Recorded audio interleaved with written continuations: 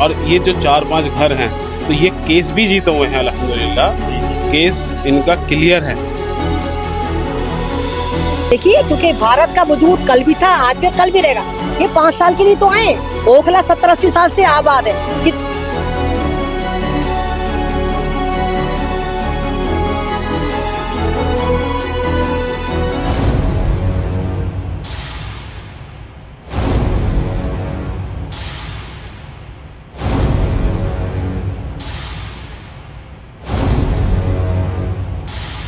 अभी मैं पटला हाउस, जो कि दिल्ली शहर राजधानी में पड़ता है, पटला हाउस काफ़ी नामी ग्रामी ये इलाका है, मुस्लिम बहुल इलाका है। अभी चूँकि चंद दिनों पहले एक यूपी सिंचाई विभाग की तरफ से एक नोटिस चिपकाई गई इस ओखला में, पटला हाउस में मुरादी रुक लोगों को 15 दिन का अल्टीमेटम दिया गया है। 15 दिनों में अपने मकान को खाली करने का फरमान जारी किया गया, लेकिन क्या इस पर रद्द-ओ-अमल आएगा यहाँ के अवाम का, यहाँ के लोगों का? ये तो लोगों से बात करेंगे तो पूछते हैं उनका क्या रद्द-ओ-अमल है। लेकिन बहरहाल एक सवाल तो यहाँ पर ये उठता है कि ये जो मकान है, ये मकान तकरीबन इस इलाके में 4 मंजिला मकान है बना हुआ, बिल्डिंग बना हुआ है। कई सालों से लोग यहाँ रह रहे हैं, जो 50 सालों से भी रह रहे हैं, 70 सालों से भी लोग रह रहे हैं, यहाँ मौजूद हैं।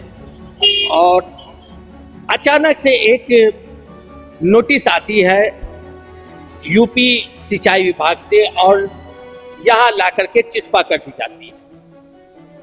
लोगों में अफरा तफरी है, एक मायूसी सी है कि अब इसके आगे 15 दिनों के बाद क्या होगा।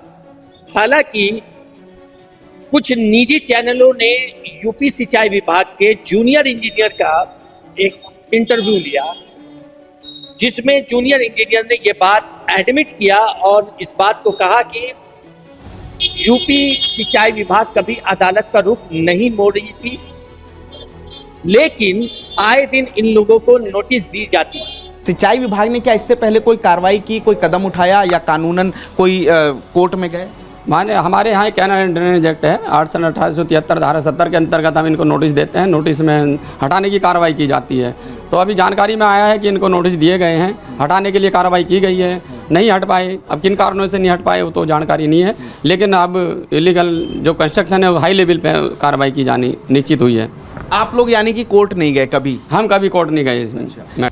ये दावा है यूपी सिंचाई विभाग का, लेकिन यहाँ के लोग का दावा ये है कि ऐसा कोई भी नोटिस कभी दिया नहीं गया। यहाँ बड़े बड़े शोरूम हैं और 4 मंजिले मकान में अच्छी खासी फैमिली रहती है। यहाँ की इस खसरा नंबर 277 की जो कहानी है, जो पूरे हिंदुस्तान में एक आग की तरह फैली है डेमोलिशन, इसकी दरअसल कहानी की शुरुआत कहाँ से हुई और कितने सालों से यहाँ लोग रह रहे हैं, ये हमारे दर्शकों को कुछ तफसील बताएं। देखिए, लोग यहाँ कम से कम 30 साल 32 साल तो मेरी उम्र हो रही है, मैं बचपने से ही इस कॉलोनी को देखता हुआ आ रहा हूँ। और यहाँ लोग 50-50 60 साल से लोग यहाँ रह रहे हैं। जैसे जावेद भाई का मकान था, ये आबिद का पीछे मकान है, ये मेरे साथ क्लासमेट थे। ये स्कूल हमने यहीं जोगाबाई जो स्कूल है इसमें ही पास आउट हुए हैं, 12th यहीं से करी है। लगभग यहाँ 50-50 साल से 60 साल से लोग यहाँ रह रहे हैं। और ये जो 4-5 घर हैं तो ये केस भी जीते हुए हैं अल्हम्दुलिल्लाह, केस इनका क्लियर है।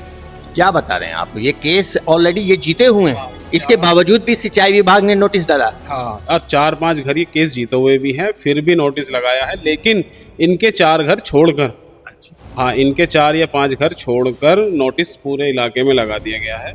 लेकिन इन 4 जो घर केस जीता है उन्हें छोड़ दिया गया।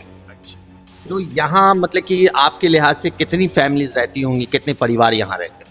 मेरे ख्याल से यहाँ 300 घर होंगे लगभग, और 300 घर में एक बिल्डिंग में 5-5 फ्लैट हैं। और मैक्सिमम अगर एक में 5 आदमी भी लगाओगे तो लगभग कैलकुलेशन से तो बहुत ज़्यादा हो जाएंगे। अभी हाल फिलहाल में खसरा नंबर 289 पर भी उन लोगों ने नोटिस, TDA ने नोटिस लगाई है। तो उस बारे में आपको कुछ जानकारी है कि यहाँ क्या वो उनका लगाना क्या सही है या गलत है? देखिए, लगाना तो इनका बिल्कुल इस टाइम अभी गलत है, क्योंकि जो ये 289 खसरा नंबर है ये भी बहुत पुराना बसा हुआ है। क्या कहें भाई, पहली बार ही नोटिस लगाई, यहाँ ऐसा कुछ नहीं था, पहली बार ही हुआ ये। और कितने सालों से रह रही हैं? अब मेरी शादी को हो गए 30-35 साल, और उससे पहले मेरी सास थी यहाँ। उस वक्त से तो ये पूरी बिल्डिंग आपकी, इसमें सारे फ्लैट में आप दो फ्लैट बिके हुए हैं, तो और भी फैमिलीज रहती हैं? हाँ, और भी फैमिली सब में रहते हैं, 5 में। तो अभी क्या आप लोग का क्या चल रहा है, इस पर क्या कदम उठाया आप लोग? कोर्ट में बात चल रही है, केस लड़ेंगे इंशाल्लाह, अगर हमारे हक में आया, देखो क्या होता है। तो आपके कितने बच्चे हैं? इस एक फैमिली में कितने लोग हैं? मेरे 3 बच्चे हैं। 3 बच्चे। देखिए, मुझे तो नहीं लगता कि इंशाल्लाह ऐसा कुछ होगा, क्योंकि हम मुसलमान हैं, एक जन्म वाले हैं और खुदा पर यकीन रखने वाले हैं। हमें पता है कि कोई भी पत्ता तक हमारे अल्लाह की मर्जी के बगैर नहीं हिलता।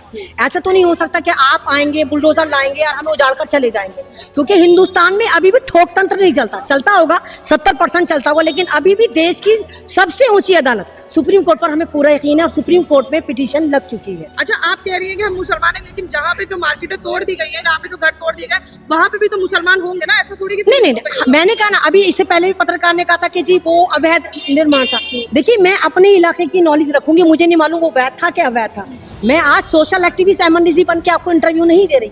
आज मैं ओखला में रहने वाली एक आम सी मामूली सी आवाज बन के आपको बता रही हूँ कि हमारे इलाके पे, ओखला पे इस वक्त जो है खतरात के बादल जो मंडलाए, और ये उस चीज का नतीजा कि अगर आप लोगों को याद है, जब हमने शाहीन बाग बिठाया था तो हमें एक डायलॉग सुनने को मिला था कि बाबरपुर में ऐसा बटन दबाओ कि करंट शाहीन बाग में जाए।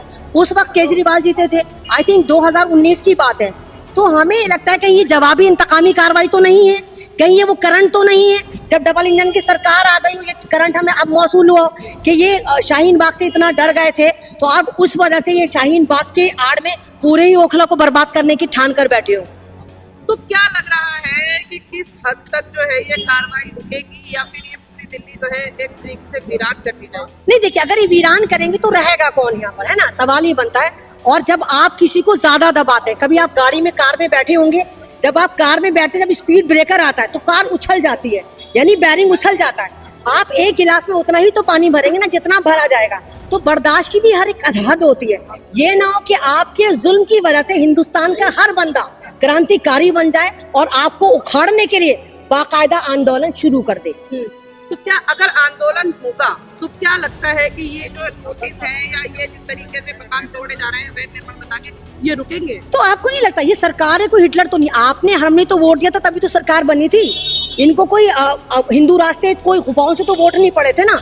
हिंदुस्तान के, दिल्ली के वोटरों ने तो इनको वोट दिया था ना। तो जो वोटर इनको बना सकता है वो वोटर इनको उखाड़ नहीं सकता क्या? 5 साल की देखिए, क्योंकि भारत का वजूद कल भी था, आज भी और कल भी रहेगा। ये 5 साल के लिए तो आए। ओखला 70-80 साल से आबाद है। कितने यहाँ पर नेता है, पता नहीं कहाँ चले गए, कहाँ मलिया मेट होगा, कहाँ उनका गुमनामी की जिंदगी गुजार है। लेकिन ओखला वहाँ का वहीं खड़ा, ये बिल्डिंग वहीं की वहीं खड़ी है। तो इनके जैसे कितने हैं और कितने गए? आपने अभी यहाँ के मुकामी लोगों से पूछा, उसके जवाब से आप लोगों ने सुना है कि कितने सालों से लोग यहाँ रह रहे हैं। लेकिन इन लोगों का जो अगला रुख है, अदालत से गुहार लगाई है और यहाँ की सरकार से गुहार लगाई है, लेकिन अभी तक कोई सुनवाई का कोई ये नहीं है। लेकिन बहरहाल यहाँ के सारे डॉक्यूमेंट्स आज के डेट में कोर्ट में जमा हुए हैं।